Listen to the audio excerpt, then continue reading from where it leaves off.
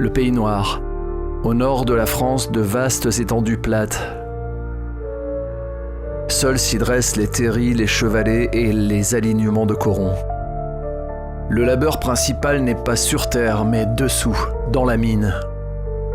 Ici vivent ceux que l'on nomme affectueusement les gueules noires, les travailleurs du charbon. Chaque matin depuis plus d'un siècle, les cages les emmènent de la surface vers le fond, dans les galeries d'extraction.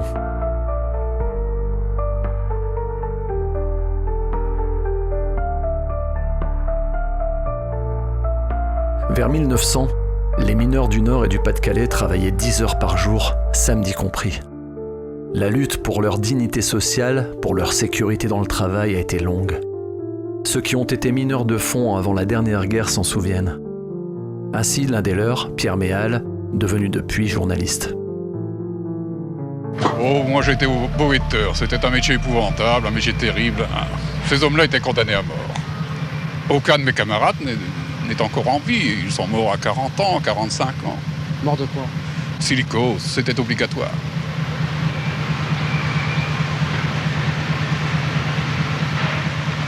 Du temps des compagnies, l'enfant descendait, ce sont des enfants qu'on faisait descendre à 13 ans. C'était un métier épouvantable dans des galeries très basses, où ils laissaient à l'occasion des lambeaux de peau sur les bois cassés.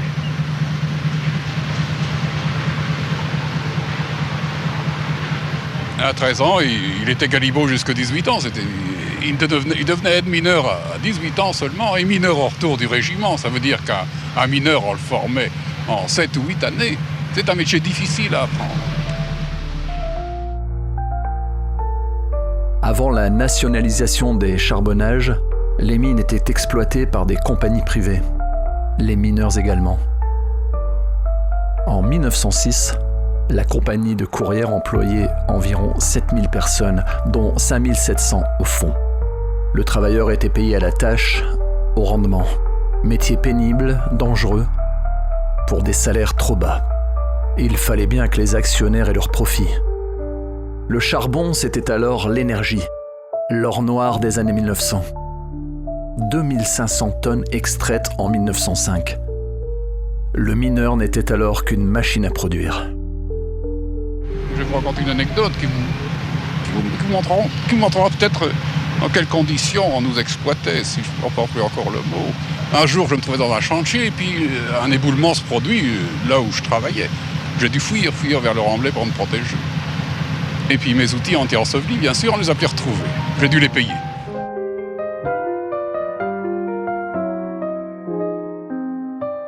L'existence était précaire dans les corons. Au fond, le mineur emportait un maigre casse-croûte, le briquet. Rentré chez lui, il trouvait les légumes chers et la viande rare. Nous étions des hommes nombreux dans ces corons. Serviant les compagnies, notre destin était presque tracé dès la naissance. Fils de mineurs, nous devions mineurs. Le mineur, son honneur, c'est le courage et l'honnêteté. Ouais, ce sont des gens extraordinaires. Voici la concession de Courrières en 1906.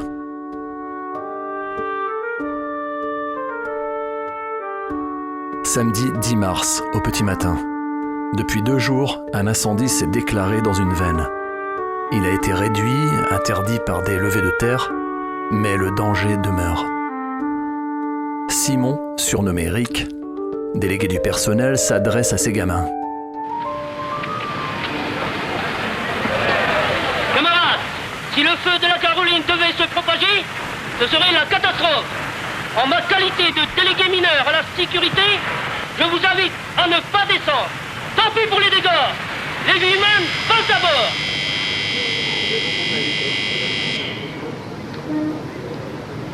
La direction considère qu'il n'y a plus aucun danger à descendre. Et elle ordonne de descendre immédiatement.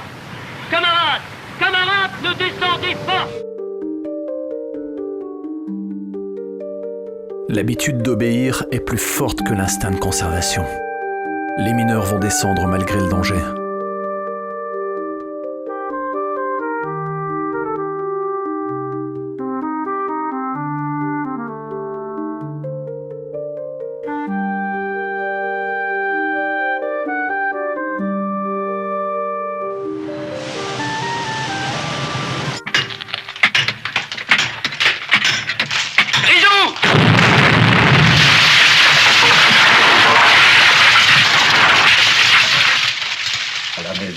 bruit avait déjà couru, qu'il est arrivé une catastrophe. Les enfants, les habillés en vitesse, et ils ont mis ma carnassière, aller à l'école.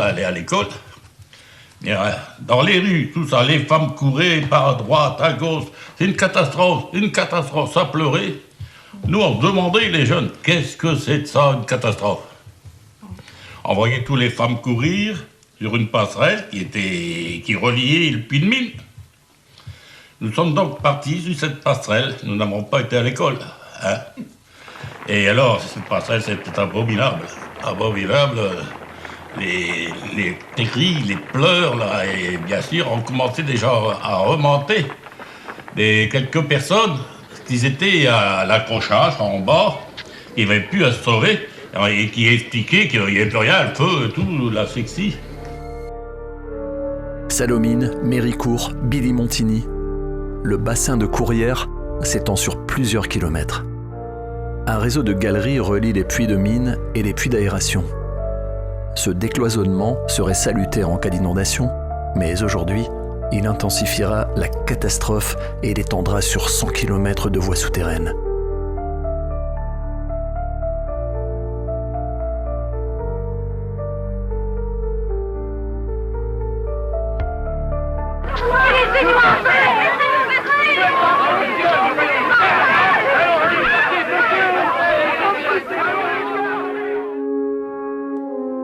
Le puits 3 est obstrué. Impossible d'y descendre. Certains parviennent à remonter par les échelles du puits d'aération.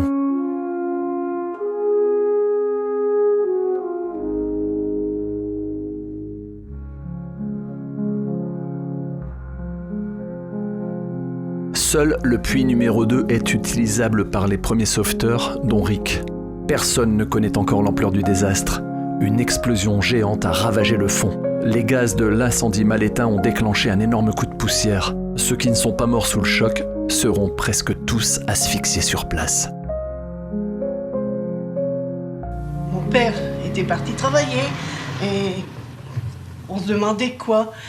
J'ai un oncle qui est revenu, vous savez, et puis qui a dit « Ah maman, tu sais, prépare de l'eau, Augustin il va revenir, et puis comme ça, il va revenir ». Et il n'est jamais revenu, l'eau est restée sur le feu toute la journée, quoi. Hein. Et alors après, on a su. Maman est allée reconnaître le corps de papa. Hein.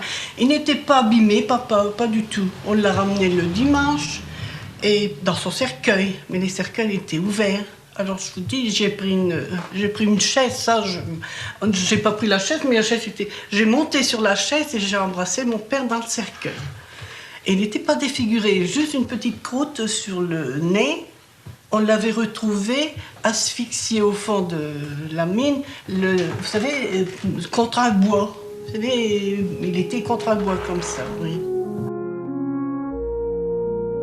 Pendant cette terrible journée, l'angoisse s'installe à Courrières. Inlassablement, par les puits 2 et 4, les sauveteurs essayent de descendre. Et ceux qui remontent, car tous ne remonteront pas, rapportent avec eux des corps disloqués.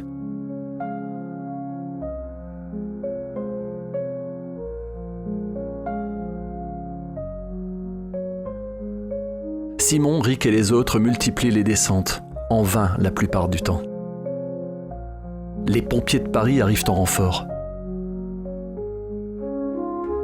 Avec un matériel ultramoderne, les Allemands viennent à la rescousse à leur tour, malgré le différend qui oppose la France et l'Allemagne à propos du Maroc.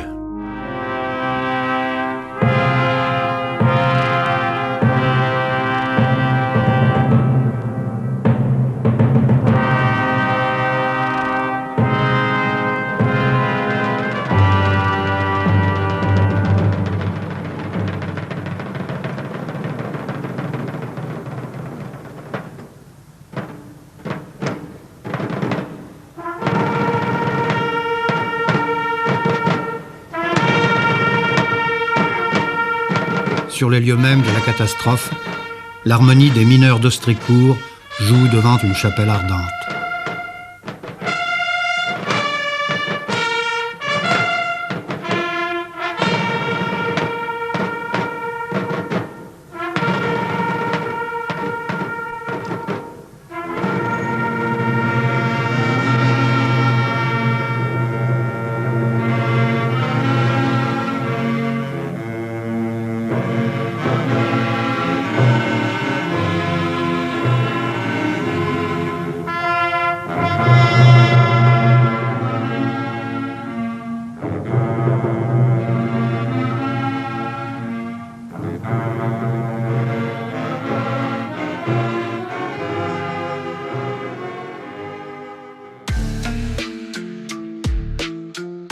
silo de Méricourt sont enterrés dans une fosse commune tous les corps non identifiés.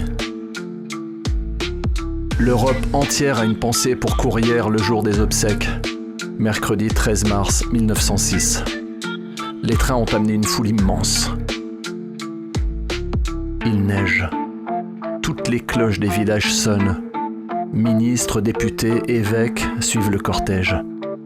Messages et secours aux familles arrivent de partout. Le député Lamandin prononce un discours violent. Il réclame la recherche des responsabilités. Il parle de fautes et de crimes, interdisant qu'on l'applaudisse sur les tombes. L'ingénieur en chef veut parler à son tour. On lui crie « Silence, ta place n'est pas ici ».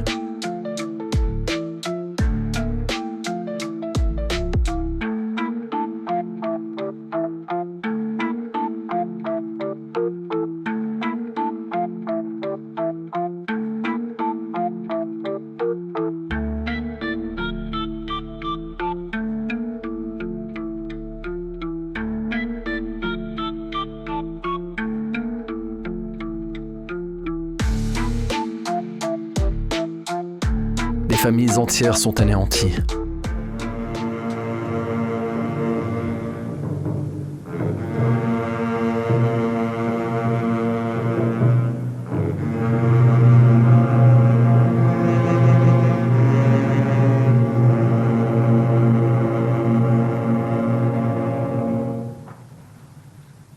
J'ai eu mon père, 2 frères, mon oncle, le frère à maman. Il est resté que ses 2 fils. Lui, c'était Joseph Desplanques. Et son garçon, il est Arthur. Et l'autre, je ne sais plus comment c'était. Et puis, après ça, c'était mon cousin qui est resté à Méricourt. Il est venu. Ça m'a fait 7.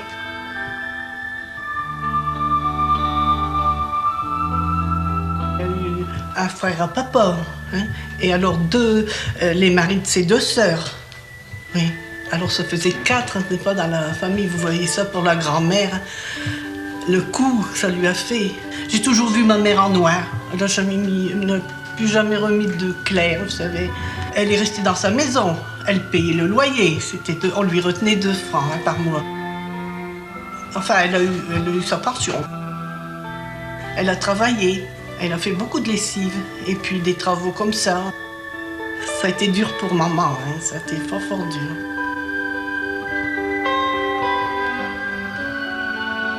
Moi, j'ai eu un livret de caisse d'épargne. J'avais tellement beaucoup dessus que quand on s'est mariés, j'ai acheté un costume à mon mari avec l'argent. On m'a touché 30 sous. 30 sous par jour. Ah, ça, c'est pour vous. Ça. Alors, et ma sœur, elle avait 20 sous.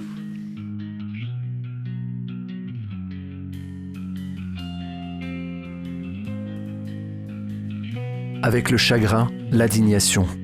5 jours après la catastrophe, 9000 mineurs sont en grève. Le 20 mars, ils sont 50 000. Paris, inquiet, envoie sur place 2 escadrons et un bataillon. La grève est venue de la base, spontanée, instinctive.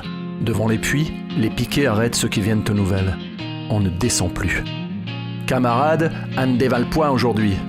Il est indéniable que le malheur de Courrières a soudé le monde ouvrier dans la solidarité. Et il se trouve que cette catastrophe se produit début 1906, c'est-à-dire à une date qui coïncide avec des dates très importantes de l'histoire du mouvement ouvrier en France. Il faut en effet se souvenir que si la fondation du Parti radical est de 1901, la fondation de l'ASFIO qui unifie les multiples mouvements socialistes est de 1905 et que c'est en 1904 que les socialistes, dès lors conscients de leur très grande force, décident même, pour mieux jouer leur propre jeu, de ne plus soutenir les gouvernements bourgeois du centre-gauche, en France en place depuis 1899. C'est une époque, la belle époque d'ailleurs, où la classe ouvrière prend puissamment et pleinement conscience de ses propres possibilités. Et c'est à ce moment-là que la catastrophe de Courrières vient à point rappeler aux partis ouvriers et à la CGT qui elle-même vient de naître que, outre un combat de salaire, outre un combat de la dignité, il y a pour les ouvriers le combat de la sécurité à mener, et c'est pourquoi la date de Courrières se trouve être extrêmement importante. La grève se durcit. Le nouveau ministre de l'Intérieur, c'est Georges Clemenceau. Il vient à Lens. Un mot d'ordre court parmi les mineurs qui ont cessé le travail. 8 et 8. 8 heures de travail par jour, 8 francs de salaire. Les revendications débouchent ça et là sur la violence.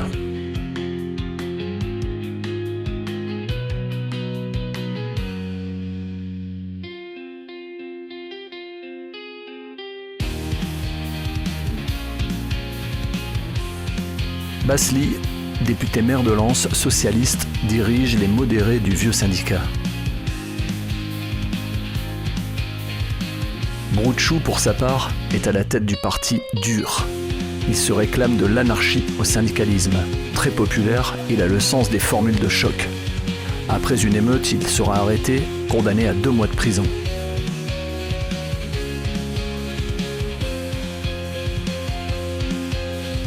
« 14 blessés. Un officier est tué à Lens. Clemenceau vient à son chevet. Mais les drapeaux rouges et noirs se montrent partout.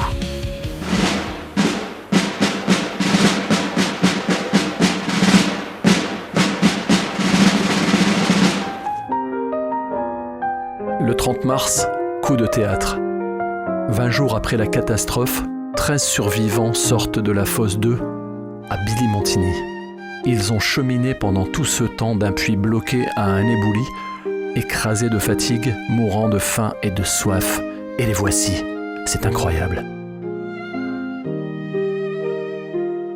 Sous terre, le galibot Anselme Pruvot, 16 ans, a rencontré son père Charles par un extraordinaire hasard. Le fils d'Anselme se souvient.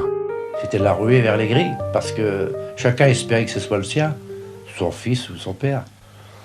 Et alors, ma grand-mère est arrivée. Et elle a même dit, je me souviens d'une anecdote, elle m'a dit, on aurait dit que les gens savaient que c'était mon mari, mon garçon. Parce qu'elle passait comme ça, puis elle se frayait un chemin sans résistance, sans rien. C'est elle qui dit ça, hein, voyez-vous. Alors, bon, elle est arrivée à la goutte de lait. Et puis, ils n'ont pas pu le voir tout de suite, hein, parce qu'ils étaient faibles. Ils s'entendaient un moment, puis après... Elle a dit même, par un tout petit coin, mais je veux le voir. Alors, elle lui a permis d'y aller, mais le docteur Lourti a dit, il faudra être très sage, hein, il dit madame. Alors, elle a été le voir, et puis en arrivant, elle est d'abord tombée dans les pommes. Et puis, elle n'arrêtait pas de tomber. Le docteur, il a même fait une réflexion, il a dit, lui est sauvé, mais si ça continue, c'est elle qui va rester dedans. Alors, elle s'est approchée de mon grand-père. Mon grand-père lui a pris la main, il l'a embrassé, puis il a dit, oh patois, j'ai bien bré pour Tim. Alors, après, elle est retombée dans les pommes, naturellement, si je puis m'exprimer ainsi. Hein. Et elle est partie voir mon père.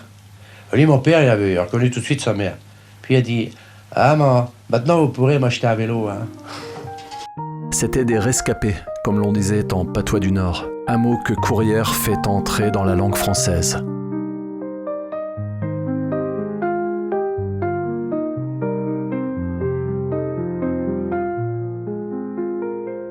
L'histoire de ces hommes perdus est terrible. Ils marchaient aveuglément dans l'obscurité complète, suivant les tuyaux pour s'orienter à peu près. 2 petits groupes, celui du père Pruvot et celui du fils, firent jonction par miracle. Il dit, je te jure, Pruvot, j'ai vu ton fils. Alors il dit, lequel? J'en ai 2. Il dit, je ne sais pas lequel, mais j'ai vu ton fils. Alors là, mon grand-père a dit, tant que j'aurai des jambes, j'arrêterai pas pour le retrouver, quoi. Et un beau jour, ils se sont retrouvés. Ils ont crié, là. À ce moment-là, le vieux Pruvot, il a crié, « Garçon, Anselme !» Alors, évidemment, on ne se voyait pas. Mais quand le père et le fils se sont rencontrés, ils se sont... Un de ces rescapés, Honoré Couplet, avait évoqué pour la radio ce moment dramatique, quelque temps avant sa mort, l'année dernière. Ils avaient rongé l'écorce des bois de soutènement. Ils avaient bu leur urine. Mais la chance leur vint quand ils trouvèrent un cheval vivant qui allait devenir nourriture. Nous avons couché une berline vide en avant du cheval et une derrière. De ce fait, le cheval ne pouvait pas avancer ni reculer. Et c'est comme ça que le camarade d'Anglo, il a frappé à tour de bras dans la tête du cheval. Mais le plus beau repas qu'ils ont fait, c'est quand ils ont trouvé un seau d'avoine. Alors ils ont mangé de l'avoine. C'est pour ça qu'ils n'avaient plus de gencives, ils n'avaient plus rien. Ils mangeaient du bois et de l'avoine. Mais c'était son plus beau repas, qu'il m'a dit. Le ministre Louis Barthou remet à 2 survivants, Nénie et Charles Pruvot, la croix de la Légion d'honneur.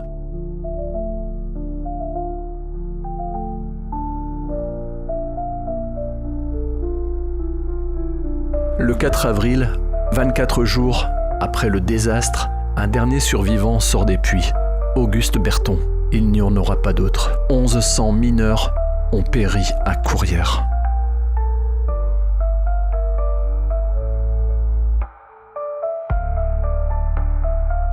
La grève, cependant, n'aboutit pas, elle s'éternise. Malgré les secours, la misère s'installe en Pays Noir. Il fait froid. Il faut récupérer des débris de charbon dans le fouillis des terris.